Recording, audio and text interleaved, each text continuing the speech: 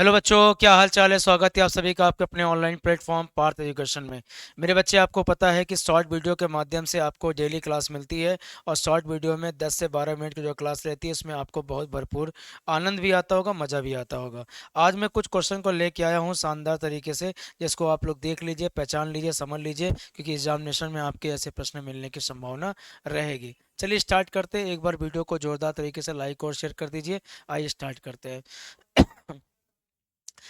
कह रहा है कि दो संख्याओं का जो मासा है वो 12 है, और उन्हीं दोनों संख्याओं का जो लासा है वो कितना है, 48 है। दो संख्या का मासा आपका कितना है, 12 है। तो आप मुझे ये बताइए, दो संख्या का मासा, मासा आपका यहाँ पे कितना दिया है, 12 दिया है, और लासा आपका यहाँ पर दिया है 48। प्रश्न कह रहा है दोनों संख्याओं को गुणनफल का वर्गमूल बताओ। दोनों संख्याओं के गुणनफल का क्या बताओ, वर्गमूल बताओ। सबसे पहले आप मुझे ये बताओ, दोनों संख्या के गुणनफल का वर्गमूल बताना है तो दो संख्या का गुणा हमेशा लासा और मासा के गुणनफल के बराबर होता है। दो संख्या का गुणा हमेशा लासा और मासा के गुणनफल के बराबर होता है।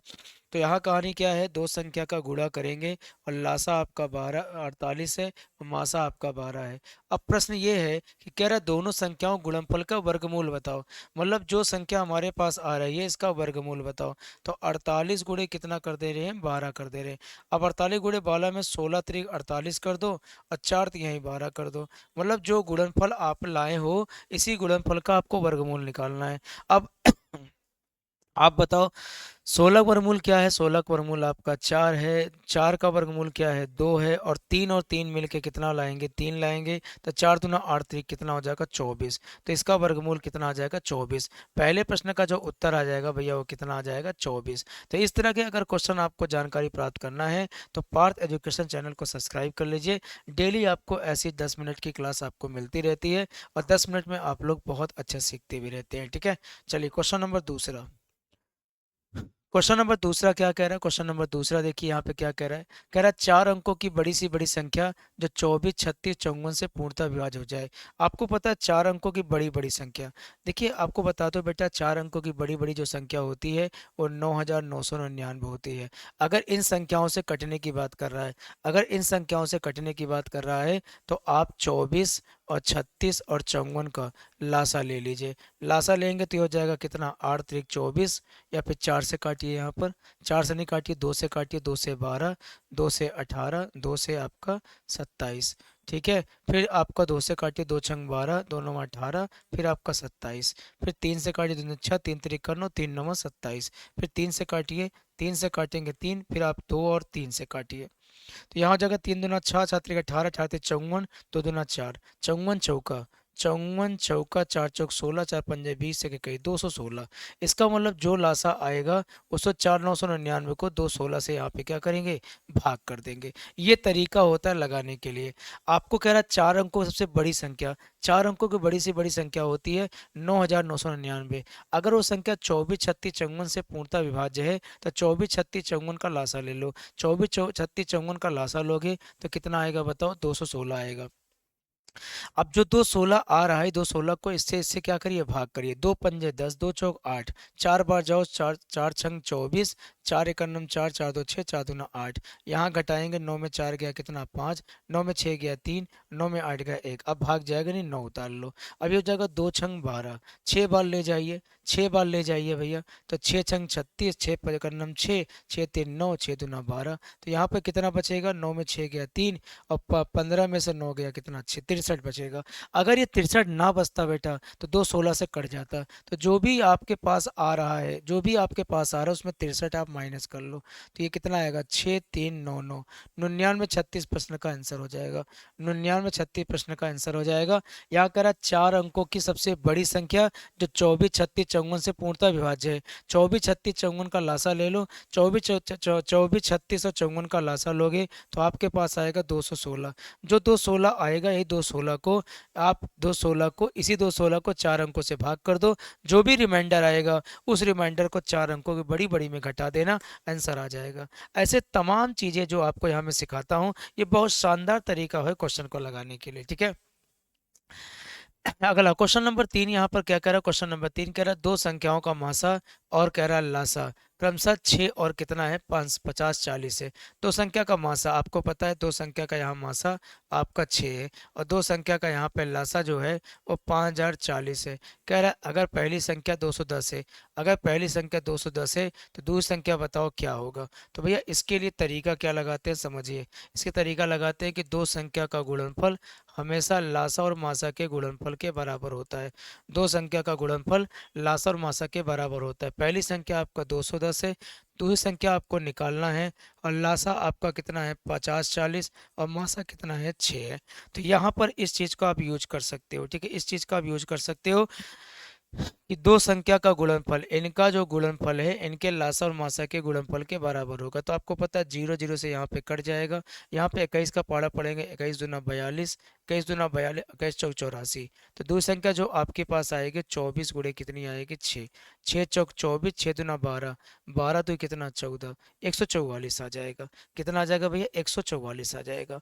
ये तरीका होगा, ये अप्रोच होगा क्वेश्चन को लगाने का, और शानदार अप्रोच है भैया। मैं कहता हूँ इससे अच्छा अप्रोच कहाँ मिलेगा आपको बताइए। हमने कहा दो संख्या गुणनफल लासा मासा गुणनफल के बराबर। पहली संख्या आपका 210, दूसरी संख्या निकालना है, लासा 50 40 मासा 6, पूरा काट दिया तो आंसर कितना है 144 आ गया। ठीक है, अगला देखिए क्वेश्चन में क्या कह रहा है। अगला क्वेश्चन यहाँ पे कह रहा है कि 9 क्रमागत विषम संख्या का औसत 27 है। 9 विषम क्रमागत संख्या औसत 27 है, तो आप 9 संख्या से खींच लीजिए, 9 लाइनिंग ऐसे खींच लीजिए। तो आप देखेंगे 1 2 3 4 5 6 7 8 9। अब बताइए 9 विषम संख्या का औसत कितना है, औसत 27 है। तो औसत हमेशा बीच में होता है, औसत हमेशा कहाँ होता है, बीच में होता है। अब कह रहा है इन 9 विषम संख्याओं की पिछली पिछली और अगली विषम संख्या को भी शामिल कर लिया जाए। इसका मतलब मैं इसमें एक संख्या आगे शामिल करूं, एक संख्या पीछे शामिल करूं। तो हमने क्या बोला, औसत हमेशा बीच में होता है बेटा, चाहे तुम आगे 5 संख्या शामिल करो चाहे पीछे 5 संख्या शामिल करो, औसत में कोई प्रभाव नहीं पड़ेगा। औसत वैसे का वैसे ही रहेगा, मतलब औसत आपका कितना रहेगा 27 का 27 ही रहेगा। इसमें कोई भी चेंजेस होने वाला नहीं है, चाहे आप आगे बढ़ाइए चाहे आप पीछे बढ़ाइए, औसत में कोई चेंजेस नहीं होता। औसत अगर आपका पहले 27 था 27 ही होगा, ध्यान रखना। अगर मैंने कहा 500 संख्या का औसत 50 है, अगर पीछे 3 संख्या बढ़ाएं आगे 3 संख्या बढ़ाएं तो भैया 50 ही रहेगा। जितना तुम आगे बढ़ाओगे उतना पीछे बढ़ाओगे, बीच का ही तो औसत होता है, तो औसत बीच वाला ही आएगा। ठीक है, अगला देखिए क्या कह रहा है। अगला कह रहा है 70 से 100 के बीच आने वाली सभी आभाज्य संख्या का औसत बताओ। 70 से 100 के बीच आभाज्य संख्या योग, पहला आपका 71 आएगा, फिर आपका 73 आएगा, फिर आपका 79 आएगा, फिर आपका 83 आएगा, फिर उसके बाद आपका 87 आएगा, फिर आपका 89 आएगा, फिर आगे चलेंगे ऐसे 51 नहीं, 93 नहीं, 95 97 आएगा, इन सभी का आएगा। अब आपको पता है कि 100 तक आपको बताना है, 51 52 93 94, 91 किससे कटेगा, 91 कटेगा किसी से, 7 से, हाँ कट जाएगा। 91 52 93 94 55 छियानवे 97 98 99। तो आप इनको जोड़ दो, 71 प्लस आपका 73 प्लस आपका 79 प्लस आपका 83 प्लस आपका 87 प्लस आपका 89 प्लस आपका 57, इनको जोड़ के 1 2 3 4 5 6 7 से भाग कर दो। 7 से क्या करिए, भाग कर दीजिए। 7 से कटने वाली कौन संख्या होगी, 7 से 7 9 7, 7 एक 9 7, 7 9 14, यही 7 से कटेगा और कोई नहीं कटेगा, इसका मतलब 84 ही आएगा। 7 से जो कट जाएगा वही तो आंसर होगा। इसलिए ऐसे प्रश्नों को लगाने के लिए ये तरीका आप यहाँ पर यूज कर सकते हो। ठीक है, अगला कह रहा है दो संख्याओं का अनुपात 4:5 है। देखिए दो संख्या है, दो संख्या का अनुपात आपका यहाँ 4:5 है। देखिए पहली संख्या मान लेते हैं, यहाँ पर आप पहली संख्या मान लेते हैं 4x से, अगली संख्या मान लेते हैं 5x से। प्रथम संख्या में 1 घटा दे और दूसरी संख्या में 2 जोड़ दे, मतलब 4x में 1 घटा दो और दूसरी संख्या में 2 जोड़ दो। ऐसा करने पे अनुपात 3:4 हो जाता है, तो अनुपात 3/4 ले लो। अनुपात कितना ले लो, 3/4 ले लो। अब कहानी क्या है मेरे बच्चे, मेरी बात बहुत ध्यान सुनिएगा। अब यहाँ पे पहले गुणा करो, 4 चौक 16, 4 एक नम 4, 3 का गुणा करो, 3 पचे 15 और 3 दूना 6।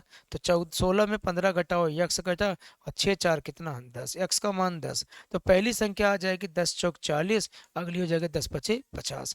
पहली संख्या 40, अगली संख्या कितनी आ जाएगी 50 आ जाएगी।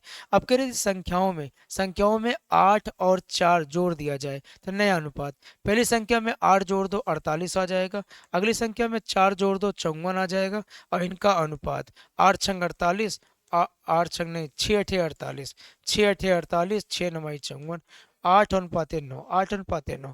ऐसे और वीडियो जानकारी प्राप्त करने के लिए आप वीडियो को लाइक और शेयर करिए।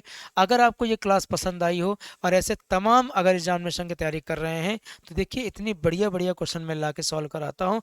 अगर आपको ये क्लास पसंद आई हो तो वीडियो को लाइक और शेयर करिए और कमेंट बॉक्स में बताइए क्लास कैसी लगी। आज के लिए इतना ही। धन्यवाद। जय हिंद, जय Bharat. Thank you so much. Thank you.